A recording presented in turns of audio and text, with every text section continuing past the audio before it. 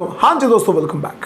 किसी शख्स को मारकर उसकी लाश के कई सारे टुकड़े करने के बाद उसकी लाश को छुपाने के तौर पर फ्रिज में रख देना, या फिर कुकर में पका लेना, या फिर उसकी लाश को कई सारे टुकड़ों में काट कर इधर उधर फेंक देना, इस तरह की तमाम सारी घटनाएं हमारे आजू बाजू में आए दिन आती रहती हैं। लेकिन आज जिस सच्ची घटना के बारे में मैं आप लोगों से बात करने वाला हूँ वो एक ऐसी घटना है जिसमें एक शख्स दूसरे शख्स को मारता है और फिर उसके खून को पीने की कोशिश करता है। असल में जिस भी इंसान को इस घटना के बारे में पता चलता है तो वो पूरी तरह से एक ऐसे कन्फ्यूज़न में पड़ जाता है कि क्या दुनिया में सच में ही इस तरह की हरकतें भी हो सकती हैं। नमस्कार दोस्तों, मैं नीरज शर्मा। आज की सच्ची घटना को आप तक पहुँचाने के लिए मैं आपको लेकर चलता हूँ कर्नाटक में। असल में कर्नाटक में एक जगह है जिस जगह का नाम है कुलार, और उस कुलार में ही एक थाना लगता है, केचल लाहली थाना। उसी थाने में एक गांव है और उस गांव का नाम है चिंतामणि। असल में उस गांव की ये घटना है। केचल लाहली थाने में कई सारे पुलिस वाले आपस में बैठे हुए थे, आपस में बातचीत कर रहे थे कि अचानक से एक पुलिस वाले के फ़ोन पर एक वीडियो आती है, और उस वीडियो को देखने के बाद वो पुलिस वाला पूरी तरह से एक ऐसे कन्फ्यूज़न में पड़ जाता है कि उसकी समझ में कुछ आ ही नहीं रहा था। वो पूरी तरह से कन्फ्यूज़न में पड़ जाता है। अपने जितने भी साथी थे, 2-4 लोगों को उस वीडियो को दिखाने की कोशिश करता है, और उसके बाद में वो सारे लोग मिलकर उस वीडियो को लेकर पहुंच जाते हैं अपने से बड़े अधिकारी के पास में। शुरुआत में उन सभी लोगों को लगता है कि ये जो वीडियो है ये एक फेक वीडियो है, लेकिन बाद में जब पूरी तरह से उस वीडियो को अच्छे से देखा जाता है तो पता चलता है कि असल में ये वीडियो फेक नहीं है, क्योंकि उस वीडियो के अंदर एक व्यक्ति दूसरे व्यक्ति को सबसे शुरू में तो अच्छे तरीके से मार रहा था, और मारने के बाद उसका गला काटता है, फिर उसके गले में से खून को पीने की कोशिश कर रहा था। अब पुलिस के दिमाग में ये पूरी तरह से बात आ चुकी थी कि इस केस को, यानी इस वीडियो को देखने के बाद हमें इस केस की तह तक जाना बहुत ज़्यादा ज़रूरी है।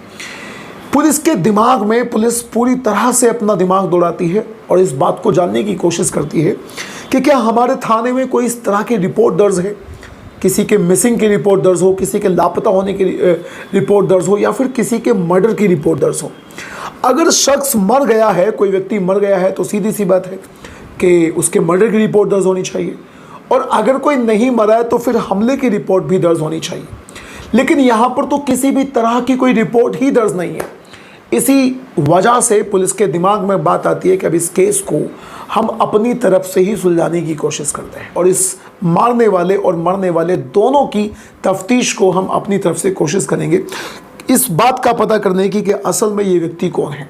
अब पुलिस अपनी तरफ से तमाम सारे लोगों से मिलती है, कई सारे मुखबिरों से बातचीत करती है, और कई लोगों को उस व्यक्ति की शक्ल दिखाने के बाद पुलिस को पता चलता है कि असल में ये जो व्यक्ति है ये पास में ही एक गांव है जिसका नाम है चिंतामणि।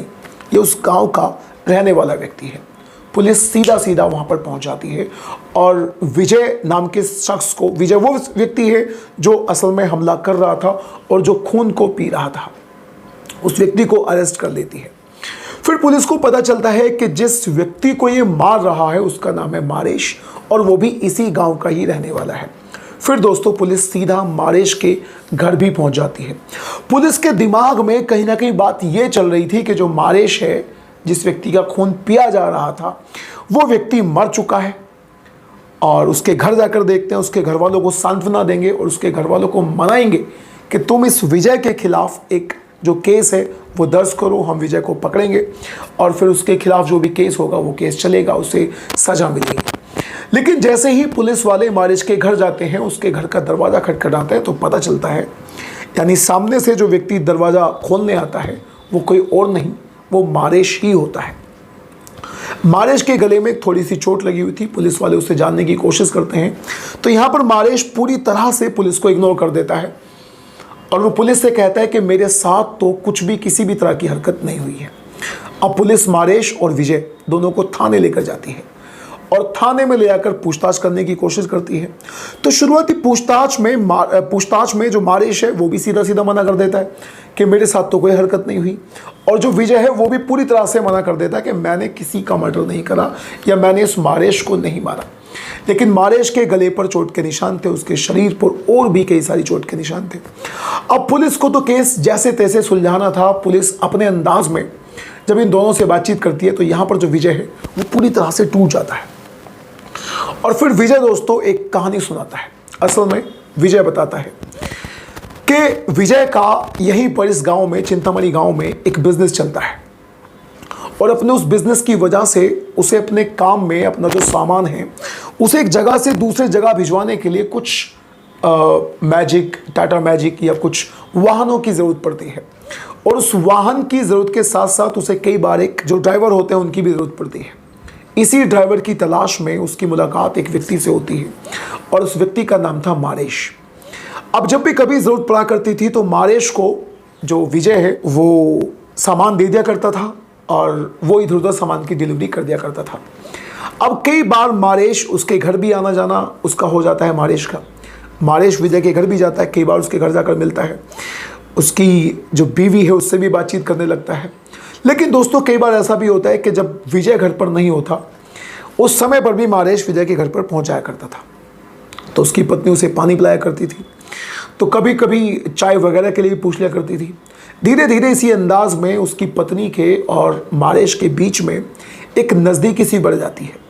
दोनों एक दूसरे का नंबर एक दूसरे के साथ शेयर कर लेते हैं, दोनों बातचीत करना शुरू कर देते हैं और फिर धीरे धीरे दोनों में प्यार हो जाता है।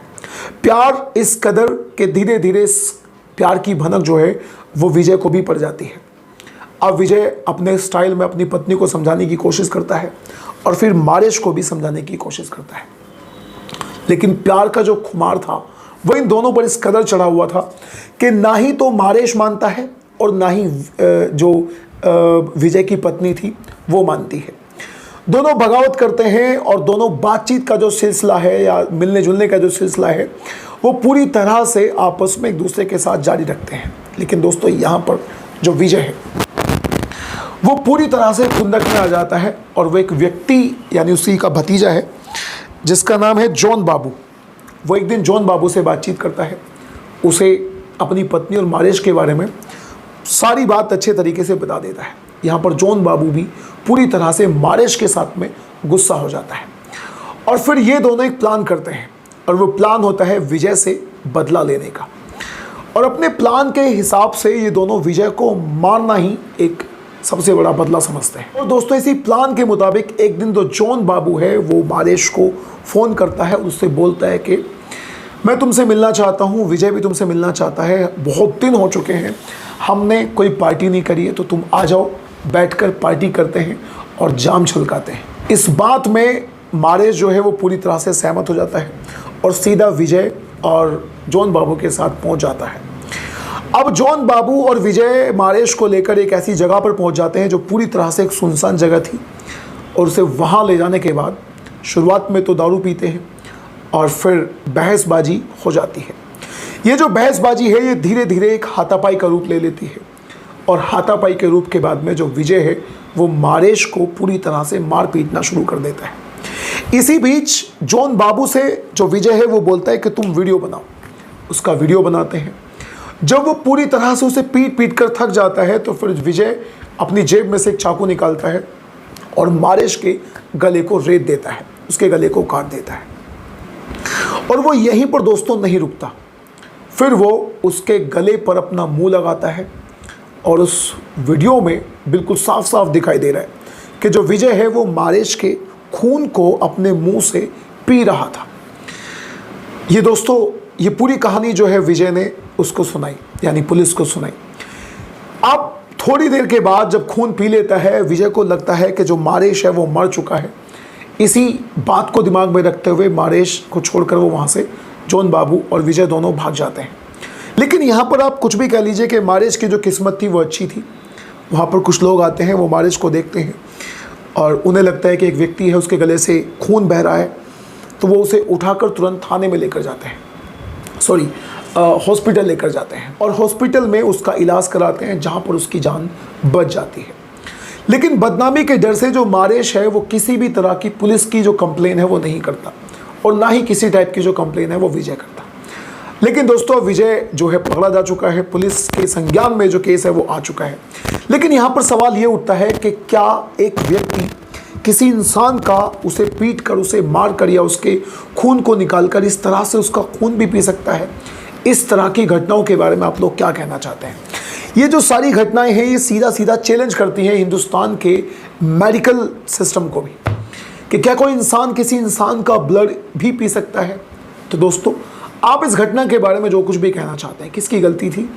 क्या मारेश को उसकी पत्नी के साथ ऐसा करना चाहिए था, या फिर विजय को बदला लेने के लिए उसके साथ ऐसा करना चाहिए था कि विजय ने उसका खून ही पी लिया? आप जो कुछ भी कहना चाहते हैं इस घटना के बारे में, अपनी राय कमेंट बॉक्स में जरूर दीजिएगा। आप मिलते हैं किसी अगली वीडियो में। Till then bye bye and take care.